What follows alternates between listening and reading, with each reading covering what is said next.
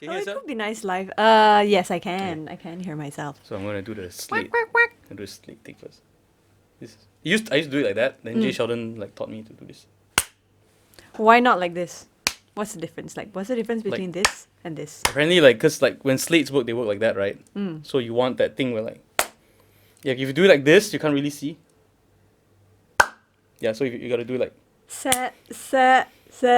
right? Boom. Come on, Bones. All right. I think we've already begun. Yes, it's always good to begin with a sep, boom, boom, boom. Yeah, right. Okay, I have here with me today Miss Grace Ng. Hello. Yes, a good friend of mine. We go way back. We go way back. way Yeah. back. Was BFM like your first full-time job? BFM was my first full-time job. Yeah, so we started, both our first full-time jobs were at BFM Radio, BFM 89.9, the business station. Were you management trainee? No. I was management trainee. I managed myself lah. So what was your description? I was the audio production engineer. The only person in BFM with an office, by the way. Yeah, true. But yeah lah, isolated from the rest of the office and all that. And back then when we first joined, it was awesome because there was like what, less than 10 people, Yeah, we were playing In the whole music office. out of like an iPhone. right? I remember. No, sorry, what was it? iPod. Yes. iPod, yeah. That time Oh my iPods God. was still a thing. Yes, back when iPods. This is how old Bones and I are. There's no iPods now, right? There's no more new iPods, right? No, Gosh. I haven't seen that thing for ages. Oh gosh. Like the first time I came to realize that I was getting older was I was filling up a form online, and then usually you have to fill in your birthday, and then the month and the year. I remember a very distinct point in my life where I didn't have to scroll to get to the year.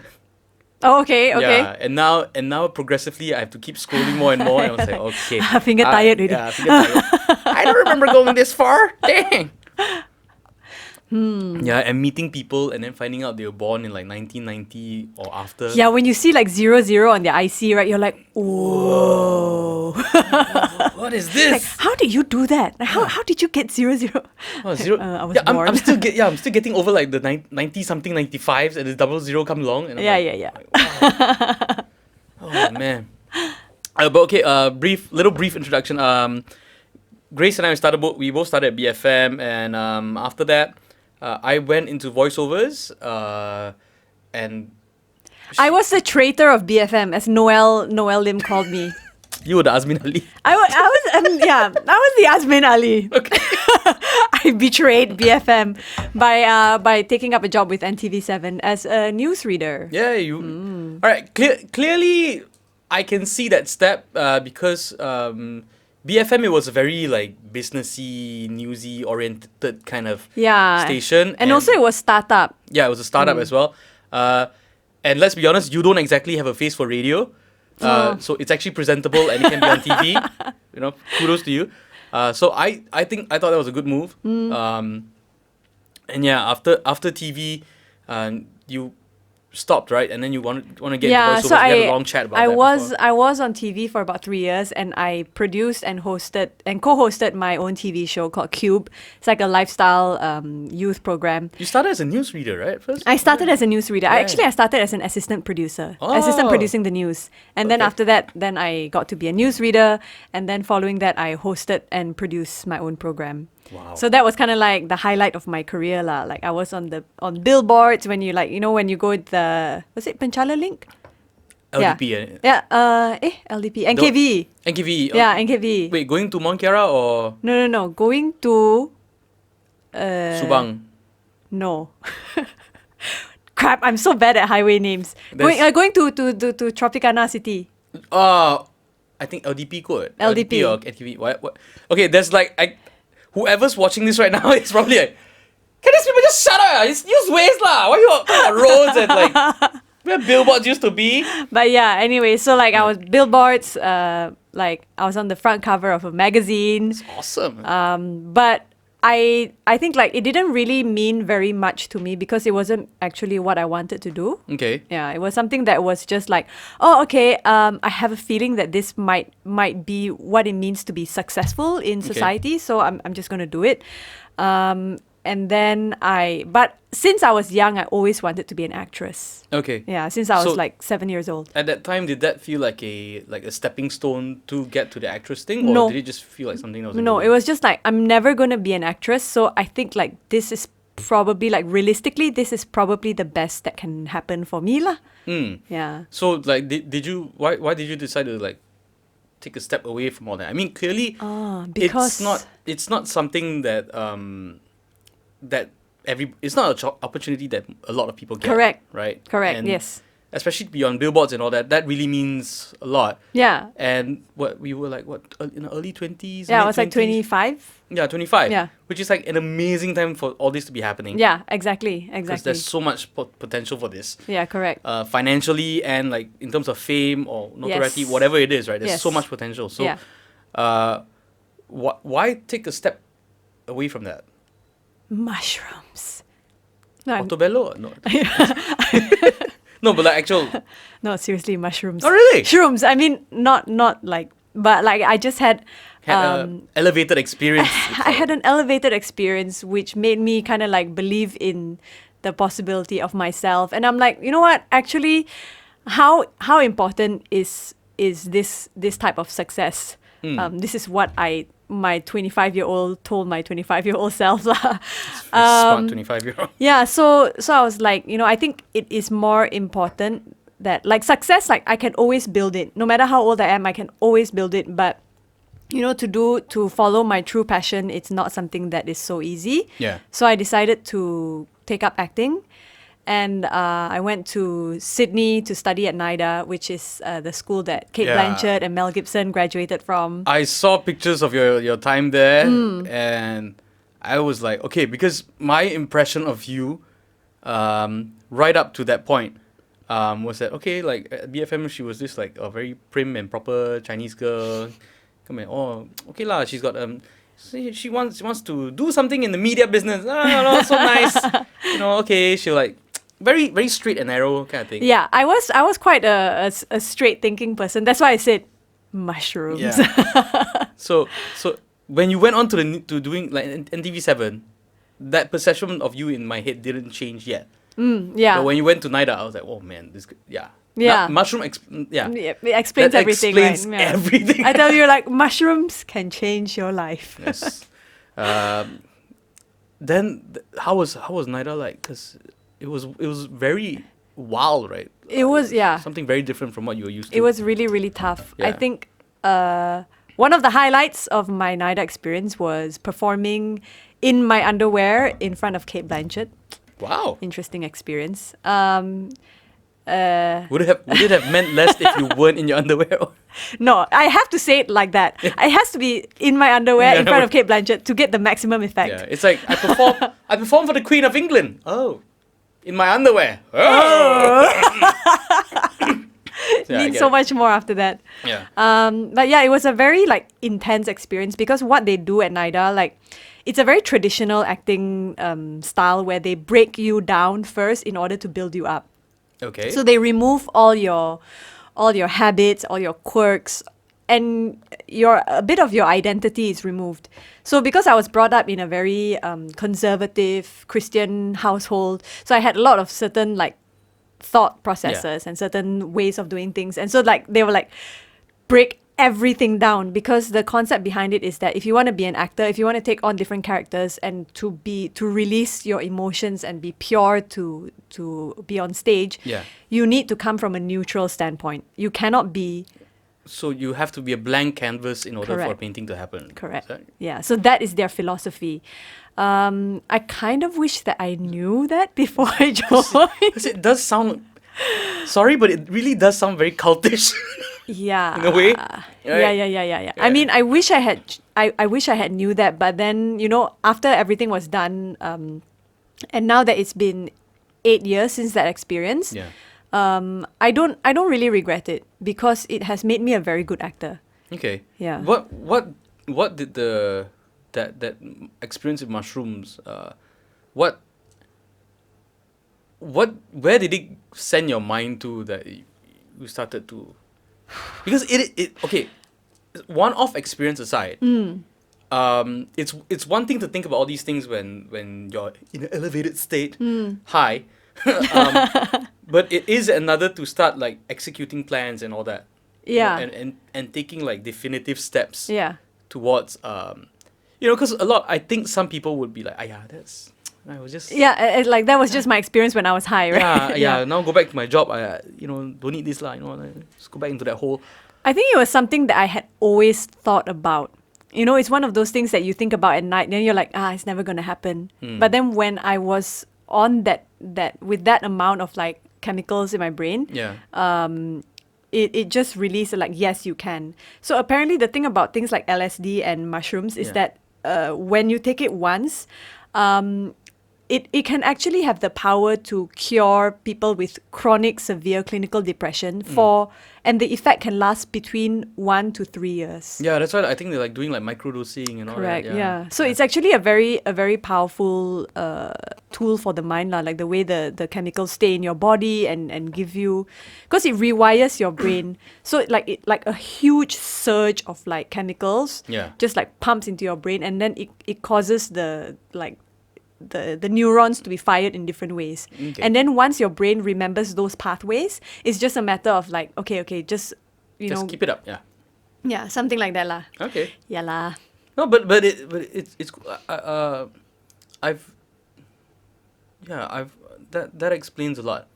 And your trip to NIDA, was it tough being broken down? Yeah, it was quite tough lah.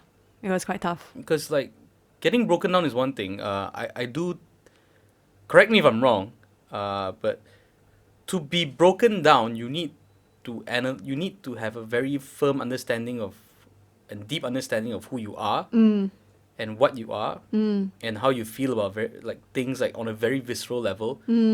Because you kind of have to understand all that before you are able to start breaking things down, right? It's not like say, okay, I am nothing, I am no one, and it's not that, right? So what was it like a traumatic experience or?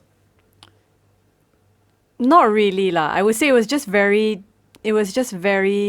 painful, but not traumatic. It's definitely not traumatic. It's that growing pain kind of pain. Yeah, right? it was growing pains. Okay. Yeah, so just a long process lah. I mean, I think it would have been better if, like, let's say lah, for example, because once I stopped NIDA, after I came out from NIDA, then I went to work in Malaysia, then did some theatre, film, TV stuff. And mostly I did a lot of voiceover work also. So the voiceover work was what supported me financially. Yeah. But I think that if the theatre work and the film work, like in Malaysia, like if I wasn't in Malaysia, it would have been a less traumatic process in the sense that the finances of it would have allowed me to, like pay for therapy or, actually build a life. Yeah. So it's like I am thankful for it, but also part of me regrets it. Okay. Yeah.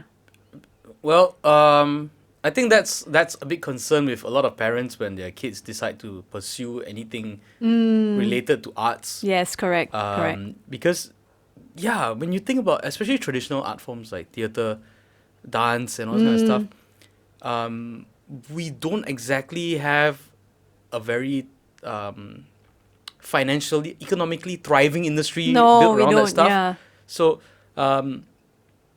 like, it's not like we have people like you who go all the way to Australia and spend so much, like leave so much of yourself there to create a better version of yourself in that art form, to come and of all things to decide to come back here. And then you hit that wall where, like, realities start to show where, okay, there are things you got to do to pay the bills. Correct, exactly. Do you still love this so much that you can keep doing it and have it get in the way of things that will help you pay the bills? Yeah. Which I think it's a very real it's a very real situation for artists lah. It's super real. Yeah. Super, super real. I came through like I used to be like in bands and all that, right? So I mean every teenage kid boy at that time when I was growing up, it was like you saw a rock band, you was like, I want to be a rock star. Yeah, Like, correct. Everything was like Correct. rock star. And then you're like, okay, if I want to be a rock star, first thing you do, I gotta like join the local music industry, right? Yes. Find a band, find gigs and all that. And then you get into it, and then you see like the people in the highest tier within this circuit, and you're like, oh, there's like not much. Like all these guys have full time, they have day jobs. Correct. Exactly. Yeah, that guy quit the band because like he has to like because his shift at work changed or something. Yes, it's crazy. It's really Yeah. crazy, especially in Malaysia. Yeah. Especially in Malaysia. I would say that anywhere else, it's a lot easier. Even in Singapore also. Yeah, Singapore actually like our mutual friend Gavin. He's always he goes down there quite regularly, and I have spoken to him because my impression of Singapore and the arts was like, no, Singapore doesn't really have an art scene, because for music that was the case, like bands and all that, they're always getting shut down. You want to play a song, you have to submit the lyrics to the government and all this kind of stuff. Like that was this kind of stuff we were hearing. Oh shit! In Singapore. Yeah. Back when how long ago was this? Quite a number of years ago, before they started like actively pushing like the arts section. But in recent years, I'll be hearing like Gavin telling me like that the government there is like actively encouraging the arts. They're very putting much. money into it. A lot. And you have Yes. patrons who actually like Yes. fork out like good chunks of change Yes. to get this all up and running. People are actually supporting the arts, and performers are able to make a living off it, and like But I have to say it's really getting better in Malaysia because the government is starting to recognize this, and then now there's the cendana. there's already some plot twists in the government. Yeah, I mean, like, I don't know, Yeah. how things are going to be now. Let's hope it's sustainable. But, I mean, like, Cendana does have, like, that 5-year, they have the 5-year mandate. Yeah. And that, which started back 2 years ago. So they still have another 3 years to give out money. Okay. And so far, from what I can see, they seem to be giving out money to the right people. Yeah, there's no, like, hanky-panky or whatever. That's It's good, like, that's it's good. run properly. Yeah. So there's a lot more support for the arts right now. So, would it be kind of counterintuitive, like the fact that you went to Australia to study like acting and all that, and then you came back here, and you left a TV career to pursue that? So, were there any thoughts of like, I'll come back here and I just like go back on TV, or I should have never left because I was already on TV and now I'm trying to acting, or were you always like a stage-oriented person, or was I that don't never an issue? regret leaving at all. Like, I would say that, because with TV, right, everything is all about, like, it's your outside presentation. Yeah. And even a lot of actors who are performing on YouTube and, like, YouTubers and stuff like that, it's all outside acting. Yeah. So the thing is, like, when I went to NIDA, like, I always did the outside acting thing, and my teacher got so frustrated with me. She's like, Grace, why can't you ever just let go? Just let it go. Just be. And I'm like, Nandayo! What is you talking? See, Hami! Yeah. Why are you talking? I couldn't understand at all. And so I spent so long, like, what the hell is my teacher talking about? Yeah. And after a while I figured it out, that there's our outside selves, and then there's our inside selves. The self that you are when you are like all alone, showering. Yeah. You're not thinking about performing to anyone. When Yeah. you're showering at home, you're not thinking about how's someone's going to think of me when I'm soaping my hair. No, Yeah. you're not. You're thinking your own thoughts. So that is the kind of performance that was what they were trying to teach me in acting school, basically. To act from that voice. Yeah, to act from That's inside, that deep. very, That's very, very that deep. very vulnerable, raw, which is what all the actors employ. Like if you're talking about Joaquin Phoenix in Joker, Yeah. that he's not doing outside acting. I mean, part of him is doing the outside acting technique, but the majority of it is all him being very vulnerable, very inside, very like just organic.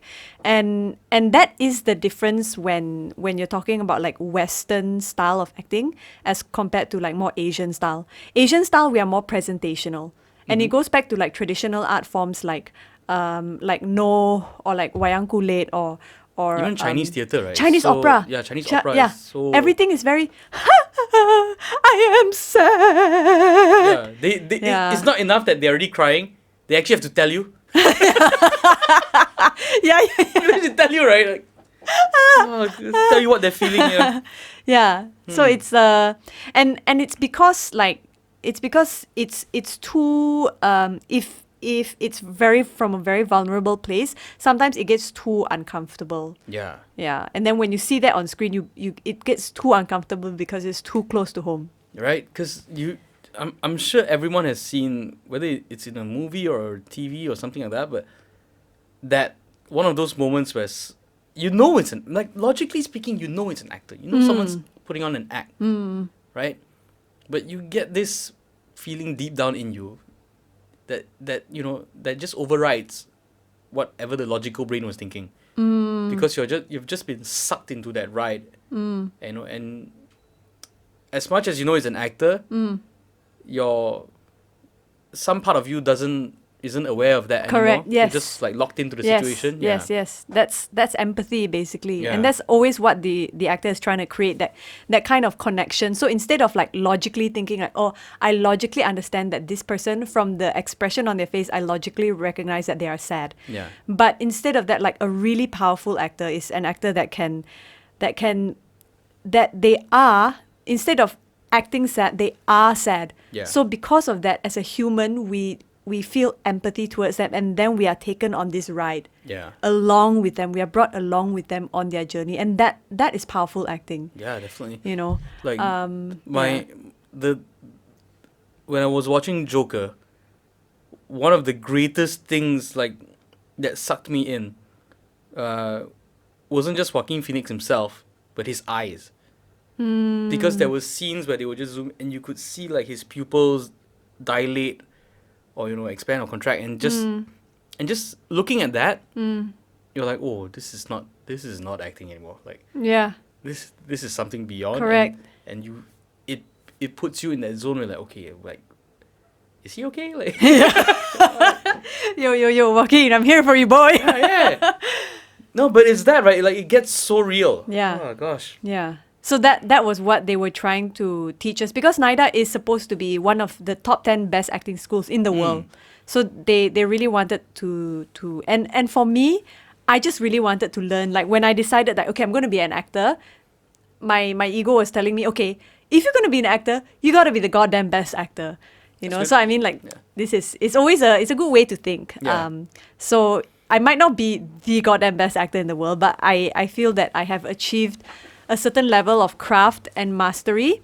But I would say that like my downfall is that like I was so obsessed with craft and mastery that I didn't care about anything else, like more practical things like how to actually get the jobs.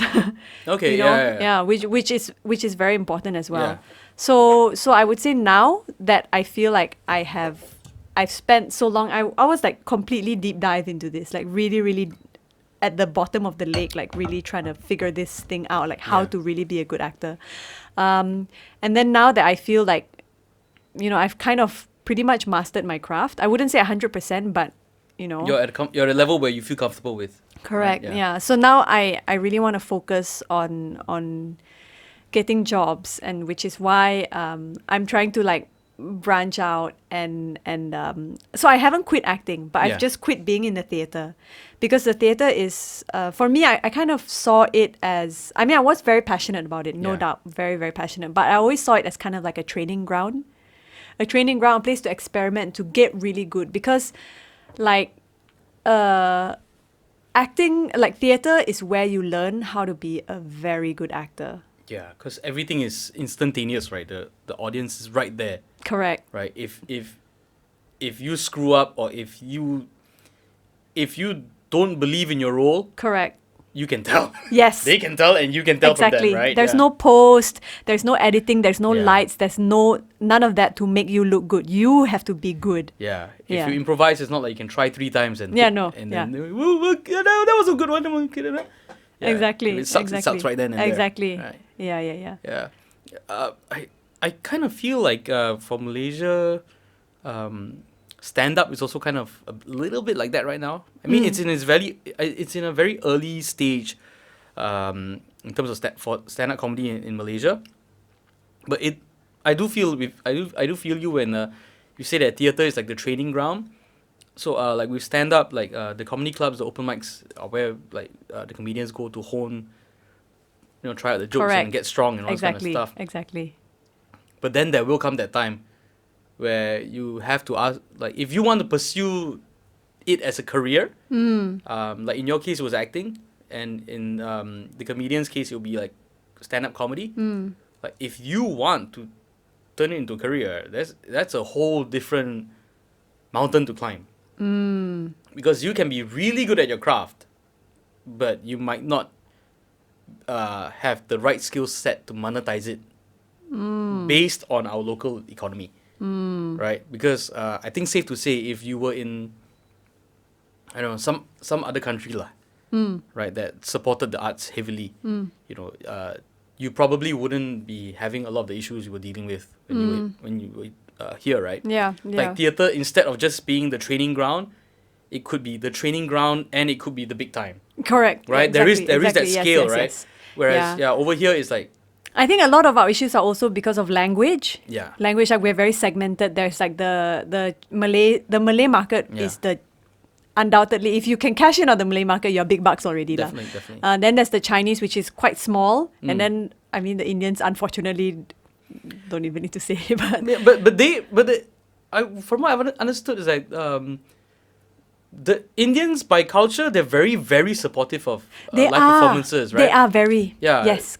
Chinese people absolutely. will wait for you to put your stuff on YouTube so they can watch in their free time for free. That I agree. Yes, that is Chinese people. Now, pay money don't want lah. Yeah. No time lah, because they're out there trying to earn money. Yes. With every second they have. Yes, Right, yeah. correct. It's true. Yeah, they don't have time for frivolous things like entertainment. Yes, and arts exactly. And culture. exactly. Yeah. This is not a knock on all Chinese people, just the ones that don't pay for shows. Okay. Alright. But how about you? Like your stand up, like you tried stand up a few times, right? So how did it go for you? Okay. I tried stand up at a point in my life where I was very lost. So I was doing the voiceover thing for like I think about 8-9 years at that point. I still love it to death, like the voiceover stuff. I know what you mean. But I hit a comfort zone, and I knew that I had to do something more. When I first started voiceovers, I was like a bachelor. I had my girlfriend who is now my wife. But at that time it was pretty much like single, like free and easy lah. Yeah. I remember. Yeah, you remember those days. With your long hair. Yeah, and then and then I hit that point where like, okay, now I got a family to feed. I got I got a house to pay for. I got to like plan for the future and all that. And I'm like, it all really started with me trying to figure out how to diversify my income, and not because as much as I enjoy chasing passions and like this kind of stuff, I do have that little bit in me where like, okay, but how can I make a living off this It's your Chinese. Right, it's because I'm Chinese. It's the Chinese in It's the you. genes. Yes. Then but I told myself, okay, like I was going through like a very a depressive phase at the time. Like I was like borderline suicidal. I was like want to throw the wheel, like when I'm driving kind of stuff. So I was a very low point, and I told myself that I knew I wanted to try stand-up comedy because I enjoyed watching it so much, and I haven't seen stand-up live at that point. It was always just on like Netflix or TV or whatever, and I was like, okay, by the end of this time this year, I want to try stand-up, and I kept getting delayed because no time already lah, far lah, and God's honest truth is because you're scared. Because I was scared, right? Yep. And not so much scared of doing it, but scared of like what's the answer I'm gonna get. Of course, it's the doing it, unknown. right? It's the unknown, right? Then one day I was like, yeah, you know what? Screw it. It's just like 2-3 hours. Another 2-3 hours, and the open mic's happening already. I just go lah. Just go. You know what? I have nothing to lose, right? It's not like one night. Like my brain went to like, you think what? You do stand up for the first time. You're gonna change your career. You think Netflix is gonna show up at your door? Hey, bro, oh my god! You were so funny last time. Your first time, I'm gonna give you a TV special. Like, no, that's not gonna happen, right? Yeah. I don't know if that will ever happen for anyone, but you know, in my history, no, I've never seen it. So I was like, you know what? Chances are nothing's gonna come out of it, right? So I just went lah, tried it. I got a couple of laughs. I was like, oh, this is fun. You know, I want to do the next one. So I went to my next open mic, one mic stand.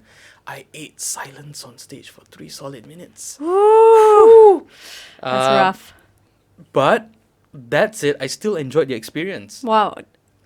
That's awesome. That means you really love you love comedy. And then I was like, okay, let me try it a few more times just to get confirmation, right? Because I felt there was something drawing me to it that felt very strong. You know, so I decided, okay, let's try a few more times. And I ate crap for a few more shows. I had a couple of giggles here and there. Had no idea what I was doing, but I was like, okay, but there's something right about this. And the moment I decided, like, you know what, I think there's something here. I want to get better at this, and I want to, you know, try being Chinese lah. Like I can see a way to monetize this. I can see a way out for me, you know. And as like a way to diversify my income, as I said earlier. So it forced me to look at things from a bigger picture, of like, okay, who are the top players right now within the country? So you were analytical about it. Yeah, I had to be. If I'm looking at this as a potential source of income, Yeah, no, you gotta be. Yes. you got to survey the Yes, market, yes, right? yes, correct. And see like, okay, where is the highest this can possibly go, and where's the lowest, Where's the lah, lowest, yeah. right? And how long it will take for you to get there and all this kind of stuff.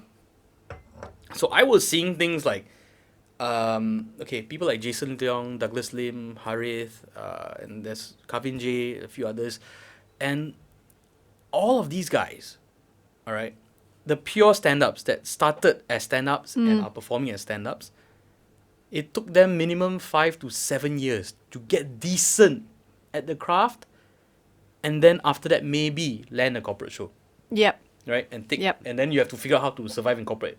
Which is a whole different challenge. And then you have guys like Douglas and Harith and all that, who became comedians as they went along. So they were already like plugged into the corporate circuit as MCs, you know, or they already had some name before that. Yeah, and Douglas has been in the industry Right. doing heaps of other stuff also. Yeah, exactly. Yeah. So it's a bit different. So he didn't like break into the industry as a pure stand-up No, comedian. no, That's he all did I do, not. right? He No. did not. So I looked at this and I was like, okay, one, I don't want to spend like 5-7 years trying to get good at something, only to have to readjust my entire game plan so that I can try to fit into this thing that will hopefully help me generate an income. Right? If one of the goalposts for me is to generate an income, I need to figure out how to get to the goalpost a bit faster. Right. And I believe okay. there So you had a ways. very clear goal, which is the income diversification. Yeah. So you knew what you wanted. lah. Yeah. And what I ended up doing was like, okay, I had to ask myself, why do I like stand up? Why do I like doing this? What is it in me that is a skill I probably have that I'm not particularly aware of, that is drawing me to stand up and, you know, is getting me around, it's making me happy around this circle. lah. And it was making people laugh. Right? And I think most of the people I know who have interacted with me over the years, most of them I would have made them laugh in one way or another. Because I like to like crap on myself and like point out stupid things. I like to make funny conversations and all that.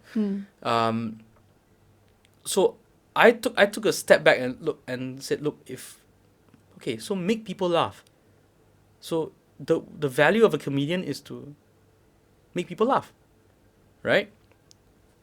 So based on that, I decided like, okay, if I'm gonna make people laugh, what's the best way for me to do it, and what's the best way for me to do it so that I can affect the most people in the shortest amount of time, right? And also, and this in turn helps to address stuff like marketing yourself, getting your name out there, discovering who you are as a comedian and as a person.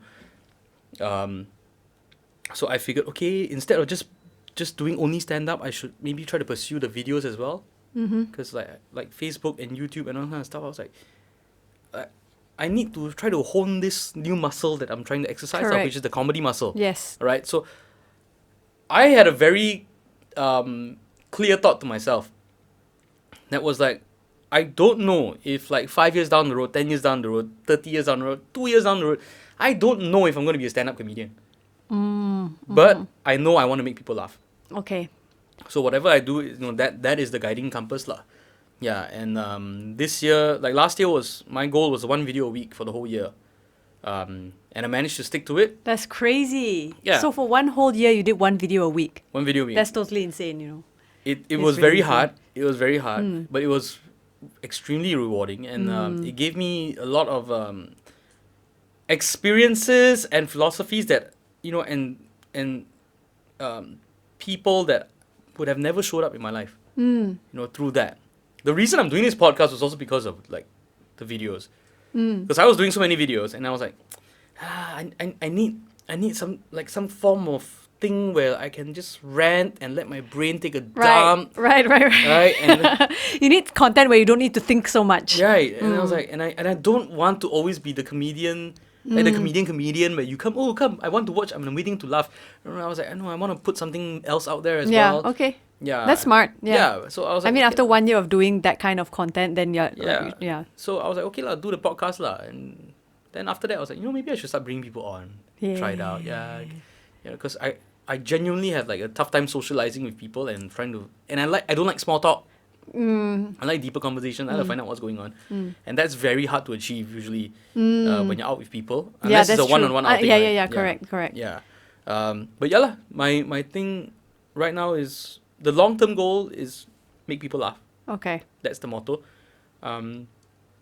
The short-term goal is this year is to start getting into the corporate events circuit as a comedic singer kind of thing, where I use the parody songs and some jokes and all that in between. Yeah, I think that's definitely your strength. Like your strength, because after all, like you were a singer in a band for like a good many years. Yeah, exactly. Right. And I will proudly say that I don't suck as a singer. Not that much, but like I'm. Yeah, I surprise people, right? But the parody songs and the comedy somehow all glued my skill sets together, and somehow it's the thing I'm doing now lah. I don't know if 5 years from now I'm going to be doing parody songs and all this kind of stuff, but right now it is the thing that's driving me forward. And in terms of making people laugh, helping me exercise that comedy muscle, it all aligns. Yeah, I think that's pretty crazy, because like you take your past experience and then you combine it with what you really want to do, like your core, like what is at the core of your being, which is to make people laugh. Yeah. Like your driving purpose. Yeah. And then you combine it with your past experiences. So in the end, you produce something that only you can do. Right. And like comedians are always obsessed with the whole find your own voice. Yeah. Kind of thing, right?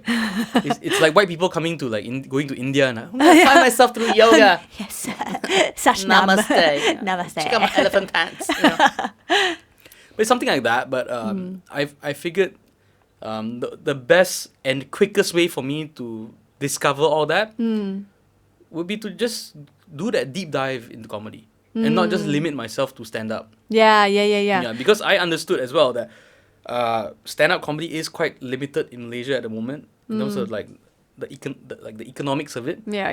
And when you look at guys like Harif and Douglas and Jason Leong and Kavin and all these big guys, realistically speaking, I don't give myself much of a chance if I'm gonna like try to break into the corporate event performance circuit as a stand-up comedian, like pure stand-up comedian, within a span of 3 years or 5 years. I don't see that happening.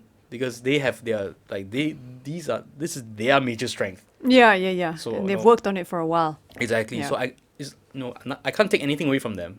But I don't want to be a pretender lah, so to speak. You know, I don't want to be the actor that cannot act that gets the roles. You know. Yeah. When I know what you mean. Yeah, when I know that there's probably a better path, not better path, but another path that I could take. Yeah, which is uniquely you. Yeah, which is uniquely me, and it helps. So far, yeah, lah, still going down that path. Trying not to go crazy, but staying on the edge. Aren't we all Yeah, ultimately just yeah. trying to stay sane? Yeah, but you are going on like a different path, right, going forward. A little bit for now because I just wanna get out of acting. I think I found that acting, it became quite emotionally draining. Yeah. Yeah, because I'm always using my emotions. Everything Yeah. like being in a new character, and then I would say especially female roles in Asia. It's always like the women always takes the emotional toll of it. I mean, hell, I wish I could play like a lawyer, you know? Right. Let me play a successful lawyer, or like let me play a radio DJ or something, like, you know? Yeah, people are always like, oh, we need to highlight the plight of women, and then suddenly put women in like the roles where they get abused, or, like, you know, getting hit by people or like getting taken advantage of, and I'm like, everybody is well aware of that. We don't need to, like, you know, there are other things to explore as well, right? Correct, exactly. This is what one of the things that I was trying to change, like the narrative. Yeah. And because like my first few roles was like, oh, a girl who gets left by her husband, then the girl who gets killed by her husband, then after that the woman who gets cheated on by her husband. I'm like, stop it, enough, really. And then just last week I did a recording for a healthcare company, and then they were like, Grace, can you sound weaker? Like, because all the female characters, the male characters have hypertension and high blood pressure. The female characters have dizziness and fainting. So it's like all the weak stuff, you know. So like, Grace, can you sound weaker? Like, I'm so sick right now. You know, so it's like, it's this constant this one of women. But because stuff like this does happen, you know, women do get abused, women do get murdered, women do get cheated on. So there is a need for actors to play these roles anyways. But it gets a bit screwed up when those are all the roles you're getting over a long period of time. Right? Yeah. So, I mean, like, who knows? I mean, I hope that maybe like now that I'm slightly older, maybe I got a lot of those roles because I was young. And then now that I'm slightly older, I might get roles that are more like, you know, or I don't know if it's just me being in Asia or in Malaysia, or I really don't know. But this is a universal problem throughout the world. Yeah. That women don't get good roles. I mean, up until Reese Witherspoon created her film Wild and she did Gone Girl and everything, there was actually not many. It was always a male lead. Yeah, right. Hollywood producers, they saw women roles as something that is like, oh, it's for charity. Yeah, you know, it's like always the damsel in distress. Yes, yes. They never saw women as lead roles, but it's only now. Then you have like people like Mindy Kaling, and Tina Fey, who are really pushing the female narrative forward. And so hopefully this will trickle over to Asia in a while. We got Mulan coming out soon. Yes, I'm so excited for Mulan. Oh my god! But actually, I've really appreciated the last slew of like Disney movies, like Brave, like Frozen. Yes. Like yes, I know, like yes. every parent and like sane human being is sick of Frozen by now. But you know, beyond that one song, if you actually watch the movie and go into it, it addresses like so many issues. It does. It's pretty amazing. Like actually. the whole waiting for the prince to kiss you kind of thing. Like no. Yeah. You know, it was about her finding her own power. Her own power. Yes. And that the fact that true love doesn't mean finding some guy and some girl together, right? Yes, it was about her love for her sister. Yeah, exactly. Yeah. Yeah. In Frozen 2, even then, you know. I forgot what happened in Frozen 2. Yeah, Frozen 2. Elsa got frozen in Frozen 2. So Anna had to save her. Oh, yes. So that, for me, I really enjoyed because it didn't come off to me as a girl power movie. Right? Like with Frozen, it was like, you're challenging the stereotypes and all this kind of stuff, which is, wow, progressive, nice, cool. But Frozen 2, I went in expecting, okay, maybe they're going to like up the narrative on that stuff, right? Or find a different way to go about it. But they didn't. they had this thing where, okay, Elsa gets frozen. For those of you who haven't watched Frozen 2 yet and are like worried about spoilers, don't worry. All right? Just keep listening. I have no idea. I watched Frozen 2. I have no idea what happened. I Yeah. don't remember at all. Even if you know it, you can still watch it like 100 times, all right? So, like, okay, Elsa, like, she has to go. She hears this voice that she has, like, a calling kind of thing. No, yes. So she's attracted to that, and so she has to go and look for that, right? And when she goes there, she finds out the truth about a lot of things, and she gets frozen. And it falls back to Anna, her sister. Ah, yes. Because, like her sister for the longest time has had... Anna has had Elsa with her whole life. And Yes. there's always that lean on me kind of thing, right? And this movie was really about just like Anna finding out who she is, figuring out life on her own, and digging her heels in and going forward with life lah. So like when Elsa got frozen and it was left, and Anna was left on her own, Olaf disappeared into the wind. I know I'm getting into very crazy details about this. And you said no spoiler. Yeah. But yeah, it was really about Anna encountering a situation where like she had no idea what to do. She had no idea who she was fighting for anymore, and so like there's one song like I really love that song a little bit too much, but in that song she sings about how what is the next right thing to do. Yes. You know. Yes. That she doesn't know where things will go. Yeah. She doesn't know where she should be headed. Yeah. But, you know, if she breaks it down, you know, this next step, this next breath, you know, okay, these things I can do. And let me focus on that one at a time, bit by bit, and hopefully something will turn out. Right? And I think with life in general, that's what most people can really ask for. Yeah. Sometimes, right? Yeah, it's so relatable. Like that song when she says like do the next right thing is so relatable.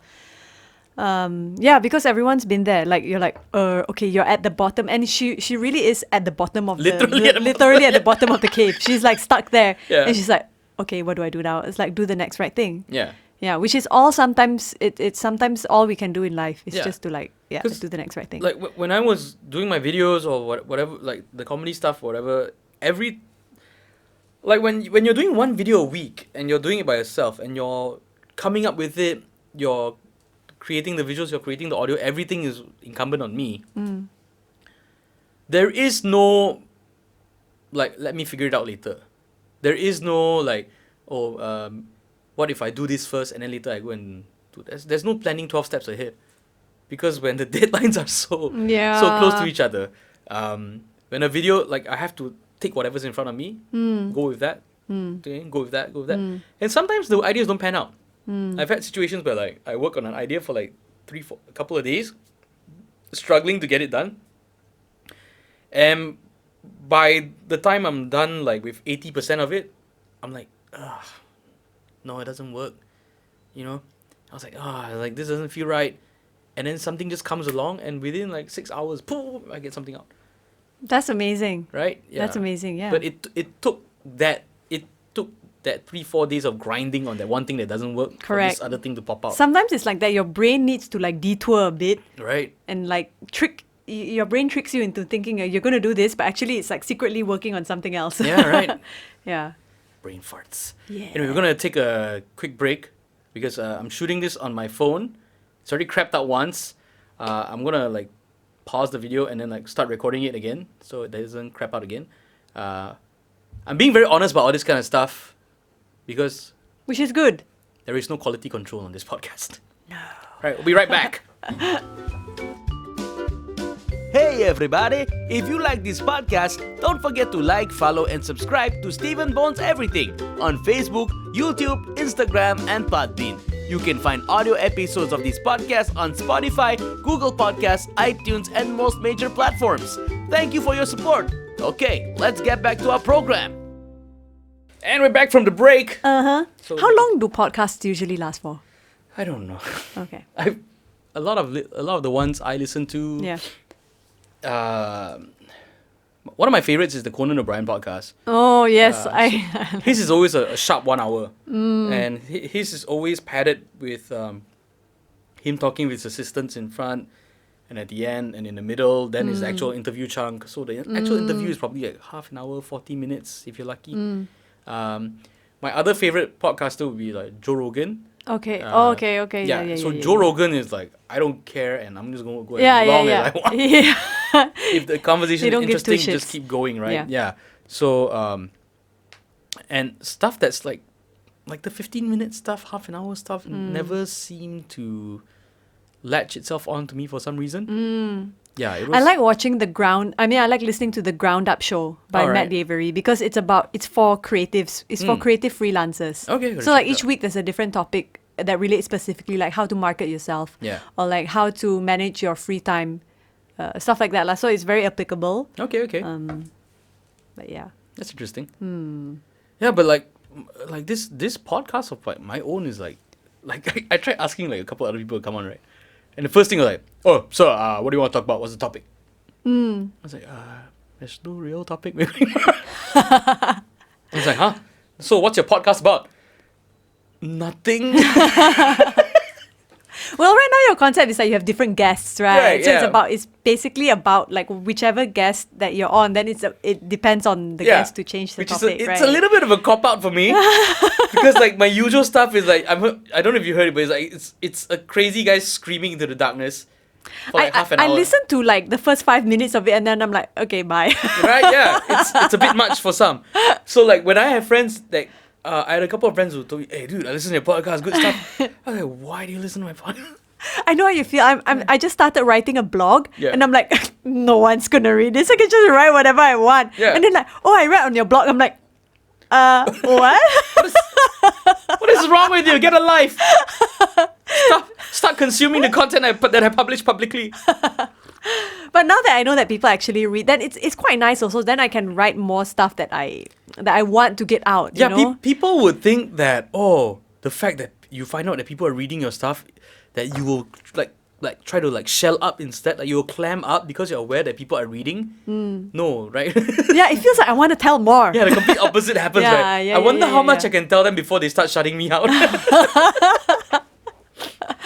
And then we keep pushing the line. Yeah, see what happens. Like, how far can I go with this? And so you mentioned just now the next step for you is the vlogs, right? Yeah, I want to start doing vlogs. So, I have a concept for a show. And this show basically involves me transforming into another person in 21 days. So Dang. apparently science says that it takes 21 days to form a habit. Yeah. Correct. And so my first challenge would be to train as a parkour artist in Brooklyn. A parkour artist in Yeah, Brooklyn. a tresseur. A tresseur is How what did you come up with that? Because Why not okay, a parkour artist in like Subang? Or... okay, because this I mean, like, you know, you were talking about how you went through a bit of a depressive state before. Recently that happened to me. It's so crazy. Like, it happened on the 17th of February, which is just like 4 days before the whole like Mahathir meltdown thingy. So you were the precursor.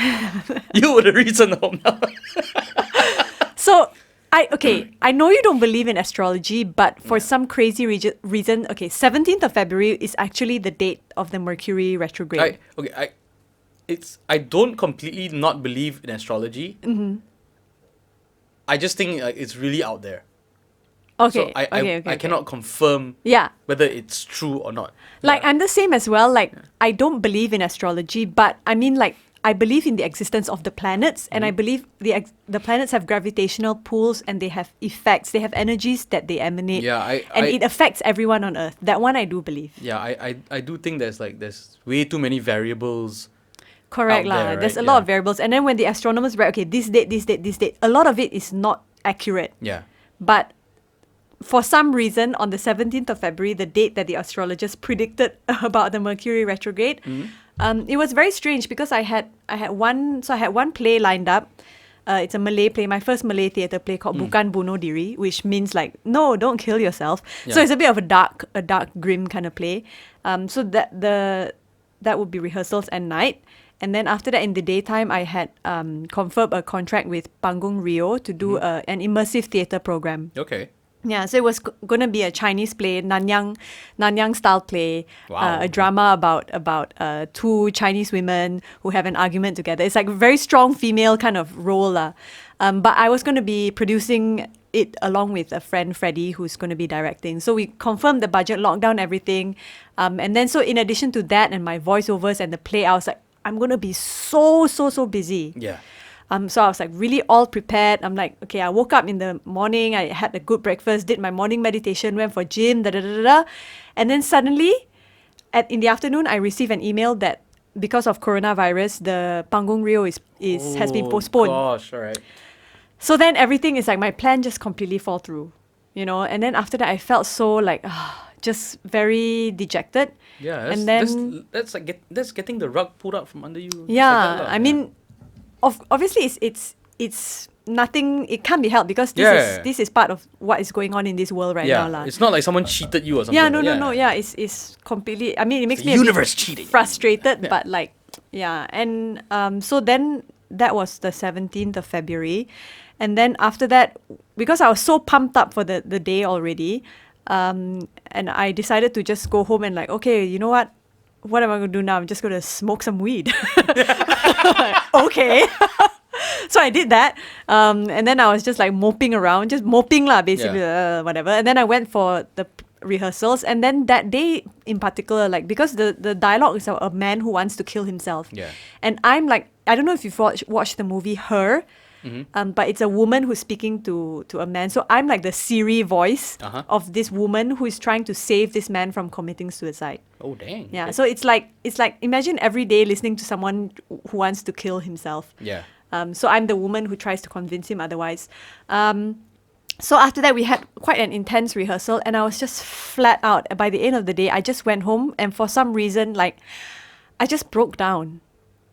I think I had been carrying a lot of like frustration with the emotional toll of doing theatre, and the low pay and everything, and then with things like not being able to tell stories. And this Nanyang story meant so much to me because finally we can write our own stories, Yeah. So I was so looking forward to it. It's all like what you mentioned earlier, all the stereotypical roles and all that. This was Yeah. like the one big push, right? Yeah, so I was really excited to do all that.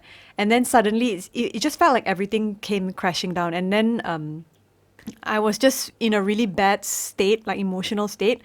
And I actually had one big play called Medea that was lined up. So I was going to play the lead role. And so everyone in the theatre circle, they heard about this. They were like so excited for me to be able to play this. Yeah. And I was very excited as well. So it was going to be directed by Joe Hasham at KL Pack. So that was going to be in July. But also I knew that in preparation to do this role, like my emotional state, it's quite vulnerable because what happens is that Medea gets cheated on by her husband, and to take revenge, she goes into rage mode, as how any woman would if a man cheats on her. Yes, all women, you can understand. 100%. Guys, it's for real, yeah. Don't mess. don't try this at home, right? This is for real. Don't play with this shit. Okay? Yeah. So she goes into rage mode, and in the end, she decides that the best way to take revenge, and the only way for her to take revenge, is actually for her to kill both their children. Oh damn. Yeah. So it's a very intense role. I was doing some research about it, and then it's usually taken on by an older female in the later stages of their theatre career. Yeah. So I mean, it was weighing down on me a lot.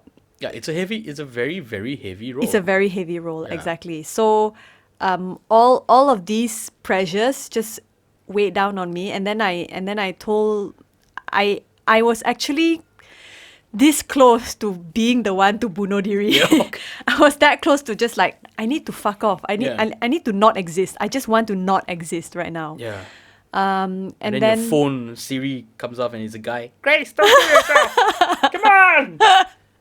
so I Would you like messaged- to add this life vest to your cart? Yes, please. Yes, please. Buy one now. Insert promo code. Save Life yourself. vest 50. Yes, please. Thank you very much. All right, sorry, but before Yeah. So then I messaged one of my friends, and he was like, hey, Grace, like, I think this is quite urgent. Like, you really need to take a break. Yeah. So I told the guys at the theatre production, I was like, hey, I need to take a break because I think this is quite serious. So then they were like, okay, we'll take the Thursday and Friday off from rehearsals. Then I went to Pulau Rawa just for a quick holiday. And then when I came back, I decided like, okay, you know what? I need to take a break from theatre, take a break from theatre 100%. And then acting, maybe I can come back to it. And then I decided that like after a lot of thinking, I'm like, what was the thing that frustrated me a lot about theatre was that I was putting my heart and soul and so much into it. Yeah. And it was only reaching like a small percentage of audience. Yeah, you're giving your all, and it's like 5 people, 6 people. Correct. That kind of Yeah. thing. So it's like, I understand that feeling. it was very, very frustrating. And now that I'm getting older, we all know that when it comes to like success Yeah. and finances and whatever, it's a numbers game. Yeah, It's true. how many people you can influence. And I'm like, okay, you know what? I spent so much time like honing my craft. Now it's a real numbers game. I want to influence more people. I want to give my gift to more people. Yeah. But where do I start? You know, I Right. was like, where do I start? Literally, I had no clue. And then suddenly I'm like, okay, if Grace, just stop and think for a while. Just think like, if you could do anything in this world right now and you could be anywhere you wanted to be, what would you be doing? And just suddenly like randomly just came to my head, I would be in New York and I'll be doing parkour. I don't know why these thoughts came to my head, but it just did. Sounds like it really. It really sounds like you just like had a lever on your head. Yeah. Yeah. Parkour, New York, Brooklyn, ting go. Yes, that was exactly what it was because I was Yeah. in such a low point already. Yeah. Like my brain and my body, it just everything was just like crashing down. It's back to that, right? Like, you don't know where the plan is. You don't know where the road ahead is. Yeah. But okay, this thing that I just thought of right in front of me, okay lah, I'll just go. Let Yeah. me go with that. Yes, You know? yes. Right? And it is just that. Because I had been doing theatre for so long already, it's like I don't know who I am if I'm not an actor. So I was Yeah. super lost already. So I'm like, okay, let's just. And then suddenly, like from there, Brooklyn in parkour in Brooklyn. Then I'm like, okay, what else? What else can I do? What else can I do? And then like slowly, step by step, Forget like that. more things built up. I'm Yeah. like, you know what? Why don't I just use like all the skills? Like one of the skills I got from being an actor is being able to transform into another person. Yeah. And being fluid. So actually throughout these past 8 years, I've done many things. I've dabbled in self-portraiture. I've did performance art, movement, dance, visual art, painting, you know, like Yeah, the stuff I see you post on your Instagram and all that, like, it freaks me out to this day. That this prim and proper girl that I knew from back then has morphed into this. Because I remember very clearly, like after like you were with NTV7 for a while. yeah. It's before you got into the voiceovers, right? Yeah. So one day out of the blue, like you gave me a call, and then said, "Oh, are you free to meet up?" I was like, "Oh, I was like, damn, it's MLM." I was like, she's gonna try to sell me something. It's not enough that she's on TV. Why should she sell me something? And then like we were in, I think it was like Jaya 1 or something like that. The Jaya 33. I think, remember this. Yes. Yeah, we were sitting down there, and like you were asking me about like, oh, wanting to get into voiceovers and all this Correct. kind of stuff. Correct. And I'm like, just get into it lah. It's just a few things. And Yeah. you're like, no, but you're transitioning into, you're planning to transition into like a freelancer Correct. kind of thing, correct, right? Yeah. So, I saw that that was the first time I was like, oh, this person's is gonna go out of a way to, to hop on a new phase of a life lah, which I was very excited about, and really I was like, okay, I hope she does well. And Thank did. you. Yeah. Thank you for believing in me. Yeah. No, but you did it, and then after that, you did the NIDA thing and all that, and I was like, wow, this is getting there's a huge rabbit hole. And then you came back, and I was like, okay, she's back in the voiceovers in theatre. I was like, I understand that. Mm. And then the past few years, I was like, okay, like movement, dance, and I was like, there's so much going on. Like, Yeah, and it wasn't just movement and dance. There was a lot of like strange experimental stuff. That I was doing as well. exactly. And the whole time I was like, okay, I don't know what's going on.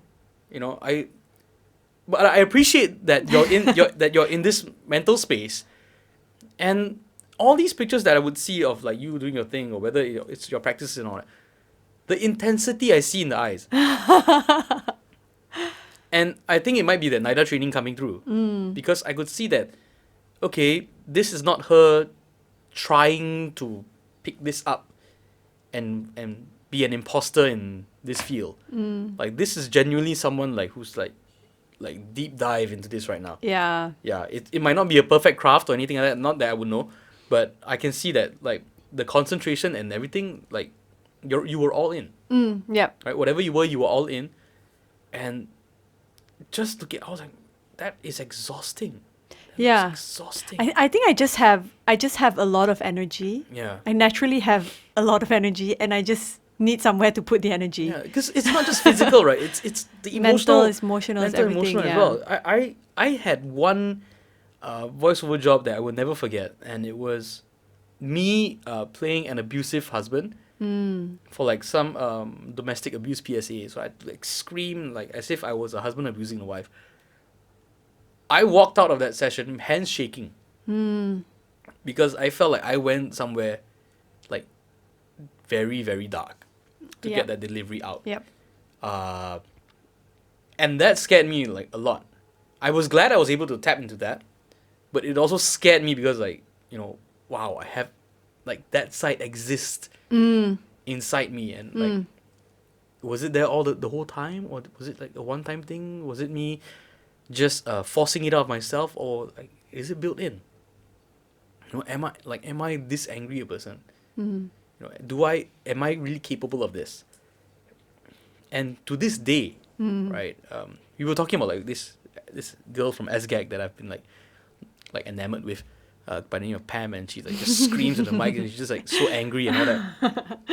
And the past few days, I keep telling people like I love this girl, this very angry, tiny, petite, cutesy, but very, very angry girl, very intense, but not in the I want you to be my wife or my girlfriend kind of thing. But it's like, no, I was like, you are my spirit animal. You are who I am on the inside, you know? Yeah, everybody knows you're nice and all that, but when you do that, you're like, oh, you know? And it was only after that, like, again, somehow through laughing at all this stuff, that I came to realize that, okay, you know what? I wouldn't say that I'm beyond getting angry to that level, because you can't say, right? Sometimes you lose control or Correct. whatever. But I've kind of made peace with the fact that yes, I can go that dark. That is a part of me, but that is not me. That is like, it's not the side I would like reach for like at the first go if in a situation, you know. But understanding that, you know, that the well runs that deep, lah. Yeah. Yeah, and yeah, that was one of the most mentally and emotionally exhausting experiences I've ever had. Yeah. So I don't know how you've been doing it. I don't know either. Good question. Yeah, but the vlog. Do you have any long-term plan for it? Or is it?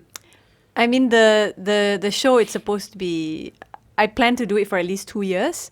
So if I plan it right, and if I can get the funds rolling and get a successful YouTube channel, then I should be able to do, like if I do 8 in a year, I should be able to do 16 in 2 years. So I should, after 2 years, I should have done 16 challenges, and I should have transformed into 16 different people. Wow.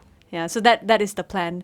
And then after that, after those 2 years, I mean, I hope, my plan in all of this is that I can get a big enough following that I get noticed, whether it's internationally, and then I can actually pick up some really good roles. Or who knows, like really who knows what's going to come out of this. Exactly. People are like, oh, this chick is fucking crazy. Let's get her to do something. I don't know, like, I don't know what it can become. Yeah. But for now, like, I'm very happy to do it because, okay, I'm a very strong advocate of female empowerment and letting children, young girls especially, believe that they can do whatever they want. Yeah. Because there's a lot of I would say like maybe like family or societal upbringing that is like, no, women, you should just stay home and like cook or whatever. Right? You know, Yeah, there's take care of the kids. Yeah, take care of the kids. Yeah. There's still this thought, even in today's day and age, is still very pervasive. So I want to set an example for women and girls to be like, hey, look at this Cece, she's doing this, I also can do. Yeah. You know, and to, yeah, so that is one of the messages. And also to kind of tell people that no matter what your life is, in 21 days, you can change yourself. You can become a different person. You can be whoever you want to be. I mean, that's kind of the message behind it. And it's also just a way to like, to get out of my system. Like, I have been doing this and living this type of life Yeah. so far. Anyways, like just keep transforming into people. So why not actually make some content out of my daily life? Yeah, because You know? through the years I've known you, you've literally like shifted. You know, like I've known like multiple versions of you. Correct. It's still you. but Correct, it- yeah. Like yeah, I've seen Yeah. like the the multiverse within you. the multiverse of grace. Maybe that should be the name of my program. See, initially the program was supposed to be called #challenge accepted. Yeah. But after like 2 weeks of having this show in my head and thinking of all the ideas and drawing up the plans, I realized that there's a girl, like an ex-BuzzFeed staff, Uh-huh. that has done the exact same thing. Oh gosh. The exact same YouTube channel. Stole your idea. Damn it. So now I have to like rethink and think of a new name for the show. Yeah, just go with whatever. Even my own channel, right? The name of the thing really started as a brain fart because I had a very good friend, who was telling me that that I was doing too many things. That I was trying to market myself as too many things. I was trying to tell people that I was a voiceover talent, and I'm also trying to be an MC, and I'm also a stand-up comedian. I was like, dude, you're telling people that you're too many things. Just present yourself as one, right? That so people know what the hell you are, right? It's too confusing. I was like, okay, but then when I talk to other friends, they're like, but you do so much. You're able to do so much, and that's how we live. We utilize every skill set we have, right? Correct, exactly. So one day, like when I decided, like, okay, I want to put put out a couple of videos. I was like, oh, okay, I gotta start a Facebook page now. I was like, oh, I gotta name it. I was like, what am I gonna name this thing, lah? You know, it's like that was really like the one big hindrance Yeah. of progress, for me at the time. And I was like, oh, yeah, this friend of mine told me that I need to be one thing, so I need to like present myself as a singular thing, right? So I was like, oh yeah, then how I want to get my name out there. Okay lah, put Stephen Bones. Then Stephen Bones what? I don't know. Everything lah. I was like, it's one page or it's one Facebook page. I just put everything there lah. Then okay. That's genius. Seriously, it's really, really genius. Mentally, it was the laziest thing to do. But somehow it worked. It works. It worked. It's crazy. It Oh, works. man. Yeah. I don't know why. But congrats. Thank you. Congrats, dude. Seriously. Still a long way to go. I wish you well on your YouTube journey. Thank The you. Thank you. vlog. I would say though, like going into this, I don't know whether it's a good thing or a bad thing for me, or for YouTubers in general, but like not restricting yourself and allowing, because it is a new it is a new art form. It is a new medium. So I feel like as an artist, like you shouldn't ever limit yourself you shouldn't ever be limited by your medium. You know, there are people who will tell you like, oh, if your YouTube channel is this kind of content and this is what your fans want, then just keep putting that out, that kind of stuff out for the fans. And if you want to do like a vlog or whatever, it's lifestyle. There's like lifestyle channels, and then there's like I don't know, like influencer, all kinds of stuff lah. Like one is for your comedy, one is for your lifestyle, vlogging, whatever. You know, once you go to a certain size, you should break it up, you know. And I'm like, I don't know if that's what I want to do, because one, I'm very lazy about this stuff. I don't want to manage that many channels, and I just want to dump everything in one spot. And like, when you look back, realistically speaking, I've been making videos for what, a year plus. That's it.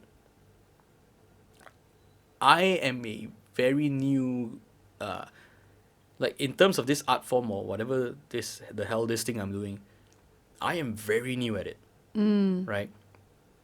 Two, I'm not relying on it as a main source of income or using it for a living or whatever. If it turns into one, great. But if it doesn't, I'll just use it as a, I don't expect anything lah, like monetarily. So it's nice because like then it gives me this platform where I can just express myself however I want to, and do whatever I want. Yeah, which I felt like, if going down the comedy route and trying to tap into the corporate market and all that, there's already restrictions right there. Right, there are things you can joke about, things that you shouldn't joke Correct. about, whatever. Yeah. And you're already limited by the fact that you are performing live and in front of an audience, and usually it's a audience that did not pay to come and watch you specifically. You just happen to be the entertainment, right? So I was like, it would be nice if I had something where I could express myself without any kind of restrictions. Yeah, which is why I'm